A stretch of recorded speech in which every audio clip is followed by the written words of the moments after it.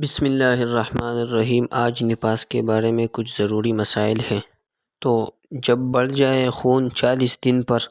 اور حال یہ ہے کہ یہ عورت اس سے پہلے بچہ جن چکی ہے اور اس کی نفاس میں عادت ہے تو وہ اپنے ایام عادت کی جانب پھیر جائے گی، اور اگر اس کی عادت مقرر نہ ہو تو اس کا نفاس 40 دن ہے۔ اس مسئلے کی وضاحت یہ ہے، اگر خون 40 دن سے بڑھ گیا تو اگر پہلا ہی بچہ ہو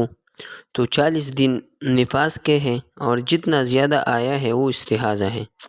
چنانچہ 40 دن کے بعد غسل کرے گی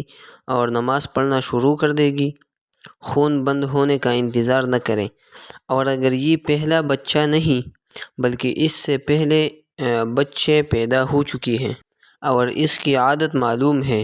کہ اتنے دن نفاس آتا ہے پہلے سے، تو جتنے دن نفاس کی عادت ہوا